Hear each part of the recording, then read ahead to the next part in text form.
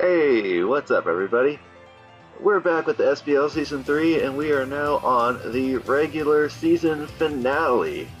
Oh man, it's been a long ride to this point, but we are finally here. And today we're going to be taking on the newest coach in the league, Kittens, and his team, the New York Nidokings. And I say newest coach in the league because he was actually not originally on the SBL roster for this season. He's kind of a newcomer to the sparring community. Anywho's, this spot was originally our friend Pivot's spot, but unfortunately due to some personal issues and stuff, about halfway through the season, Pivot had to step down as a coach, but Kittens here willingly agreed to step up and take her spot. So now we're facing Kittens in this final week instead of Pivot. And he hasn't had the best of times. I mean, 4-6 isn't a horrible record coming into this game.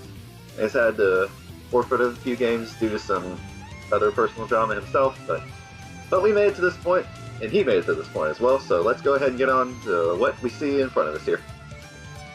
Alright, he's got the Staraptor thing, and my team does not like switching into that thing. It's kind of why I have Metagross. I mean, I have a Coco and an Nihilego that can switch into Brave Bird, but one Coco can't switch into Double Edge, and two Nihilego's physical defense is super frail as can be, so that thing's a threat. As is the next thing, Tyrantrum, which that can be a variety of different things, like have to be prepared for a Scarf set, like in case you like a Scarf lead to try to take out something in front of us here. It could be a setup set, which could be a late game cleaner, that's also something I have to be careful of. Alright, next up he's got the Absol, and that's a Mega Absol. He is obsessed with this Pokemon, or just Absol in general. Yeah, what Mega Absol is just a hard hitter that's really fast and has absolutely no bulk whatsoever, as we may or may not see in this game.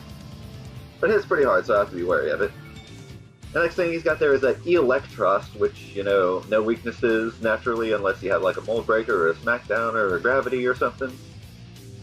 So the fact that I can't hit it super effectively is something I have to keep in mind as well. Alright, next up he's got the Espeon there, which was Pivot's mascot, because her team name was the Exurban Espeons, which I thought was pretty cool.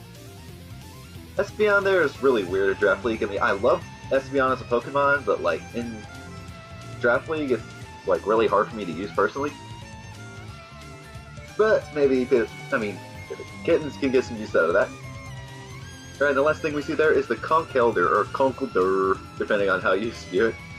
That thing can run a variety of different sets, so I have to be ready for each of them. Like, the one I'm most fearing is the Guts set, because I think I have some status moves on a few of these guys. Yeah, Conkeldurr, that's a thing, and those are the things he did bring. Now let's see if I can remember what he didn't bring. The first thing he didn't bring, and I was super glad to not see in the battle, was the Azumarill. That thing's a threat no matter what way you look at it, and it's kind of why Tangle is on my roster here, or my team for this week. So super glad not to see that.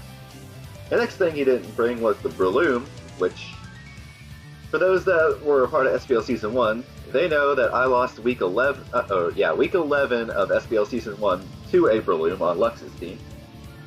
And so the nightmares of losing the season finale to a Breloom were like looming in the back of my head, so I'm super glad he didn't bring that. Next thing he didn't bring, I'm thinking of this now, he didn't bring the Scrafty. Yes, he has 3 fighting types, and Scrafty is the second fastest, but also can also boost its speed. Okay, let me start that thought over. Scrafty is probably the most versatile of his fighting types. Yeah, I'm glad he didn't bring that. What else didn't he bring?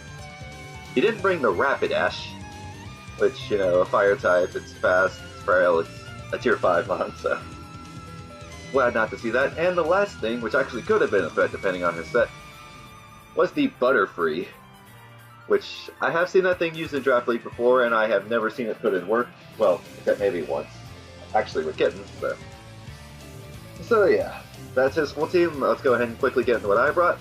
Alright, first is Coco here. Yeah, he has no ground type, so once again I brought a Specs Coco, but I couldn't be modest this time because I wanted to outspeed this Absol thing here. So yeah, just your average Specs Coco. Alright, Lando, I got 4 attacks with a Fly Z on it, just in case I wanted to click the Z button. Alright, I got Moltres here, kind of a defensive spread with a little bit of speed because I didn't really need like a speed boosting nature or the offensive EVs to be able to do what I wanted Moltres to do. Alright, Gallade here, 3 attacks, speedy, standard stuff. Alright, Metagross here is the more defensive spread that I liked running with it, the set that actually made Metagross a little bit better for me. And Tangela here is your standard defensive spread that I've been running the entire season. Alright, so going into this game, I knew I was going to lead with Coco, and I knew that if he led with a Scarf Tyrantrum, he couldn't kill me in one hit, and I knew I could kill him in one hit. So let's go ahead and get on to what we led with. I do have an upload, good. Alright, that was a really laggy intro, and now here comes the Tyrantrum lead, as I do indeed lead with my Coco. And he switches out this first turn, revealing to not be Scarf, and this Electros is the obvious switch into my Specs Dazzling Gleam here, and yeah, that's definitely an AV Eel, which is the common set. But I figured he couldn't do much to me, so I just kept Dazzling Gleaming, but he knocked off my Choice Specs, and I'm like, wow, that's rude of you. So now I can't kill this thing in one more Dazzling Gleam, so now that gives him a free Volt Switch, but it's not boosted because he's levitating, yada yada yada. And what's he going to here? I think the Espeon, which, shiny Espeon, yeah. So I just get on out of there because I feel like it. I knew I couldn't OHKO him, and I knew, like, if you went for a Psychic attack, my Metagross could take that, but he starts Calm Minding up, and I'm like, okay, that's fine. Because I knew I could kill him in 2 Bullet Punches here, so that's exactly what I went for as he goes into the Staraptor. Now, this Staraptor ends up being his biggest X factor in this battle. Because you'll see on the next turn he goes for U-turn, which, in my mind, I'm thinking, okay, this Staraptor is a Choice Scarf Staraptor. And to be totally honest, he was taking a really long time to make his moves in this battle. I was getting kind of frustrated in the game, which may explain some of my plays later on. Or, like, towards the middle of this. But yeah, I leave Metagross in because it's honestly my switch into this thing, so he goes for the U-turn, gets a crit, and I'm thinking, okay, it's Scarf. So I go for the Toxic here as the Conk comes in, and I miss, and I have never been happier to miss a move in my life, because this thing could have been Guts, and that could have destroyed my entire life. And I go for Zen Headbutt here to just get off a little bit of damage, and I do indeed get the flinch, which he told me after the battle he was going for a Banded Fire Punch here. It's like, ouch, that would have hurt. And normally you don't switch an Absol into an attack ever, but he correctly predicted my Zen Headbutt there. I was just going for the finisher on the Conk, so that was good on him. And as I go to my Lando here, he Mega Evolves and goes for the Shadow Claw. Why he wouldn't have just clicked a Dark move there, I have one theory. Well, 2 theories of what I could have switched in. I could have switched in my Gallade, which, excuse me, if he would have clicked a Dark move, and I think I had Justified on Gallade before Mega Evolving, so I could have gotten an attack boost right there. And Shadow Claw would have hit it super effectively, whereas something like Knockoff would not have.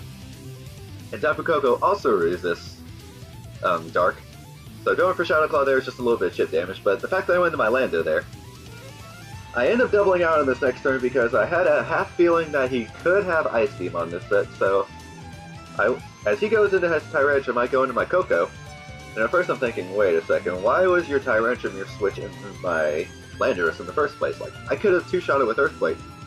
I could have done evil things. But now my Coco's in, and depending on his spread, even without the Choice Specs, I'm still one-shotting this thing with Dazzling Gleam, and to be honest, he kind of starts letting a lot of things go to Tapu Koko, as that's 1 kill for Coco. I'm actually going to speed this part up a little bit, just because he goes into Absol here, it's like, yeah, that doesn't outspeed me, that's going to die too, and the whole time I'm thinking, just go into your Staraptor, because I still have in the back of my head that he's Scarfed, so, and the Espeon's going to die to a Thunderbolt, and I'll slow it back down here, and I'm just like, this whole time I was just saying, Kittens, what are you doing? Go into your Staraptor. I think you're Scarf. You kill me with Double Edge.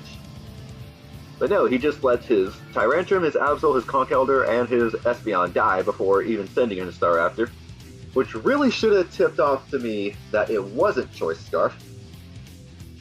Which, spoilers, it wasn't, so. But I was thinking this whole time that it was Choice Scarf, and my Electric Terrain goes away, and now he goes into his Staraptor. And I'm just like, thank you for finally going into this thing. So because I think it's still Scarfed, I go into my Moltres, who's a more defensive spread and has the Flame Body, in case that would have procced, but spoilers, it didn't. Now the Eel comes in, and I'm just like, okay, I should be fast in this thing, and it's really low on health, so I'm gonna just cook it with a Flamethrower. And now in comes the Staraptor again, and now is where we figure out that it's not Choice Scarf, as he goes for Roost, and I'm like, wait, are you serious? He wasn't Choice Scarf this entire time? I could have gotten all 6 kills in this game with Tapu Koko, if I'd known that. I mean, but that's hindsight, and obviously hindsight's the best teacher, but you can't do much about it in the real thing. But yeah, now he reveals Roost, and now we see what item he was because my flamethrower procs the Citrus Berry. Like, I see why he had the Citrus Berry in general, because he does have Brave Bird and he shows it next turn. He might or might not have Double Edge, he might have Return instead, I don't know.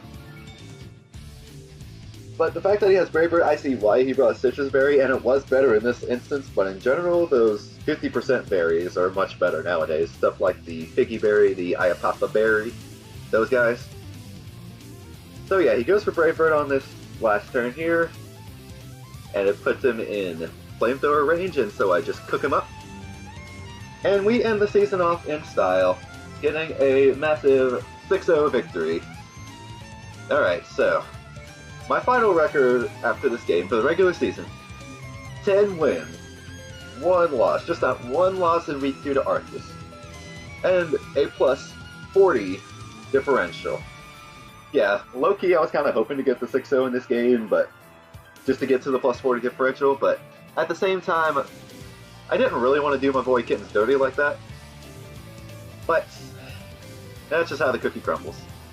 Plus, I had to assert my authority as a regular season winner. And I can make a statement out there like, my form is not dipping going into playoffs again. Like, I am ready to hit my stride going into playoffs, which do indeed start next week. And who do we play in the playoffs? Well, I'm not going to spoil who we play in the playoffs, but my boy Zappe already made a video spoiling the playoff matchups, which is totally okay. But yeah, playoffs start next time, so definitely look forward to that, and I will see you guys next time.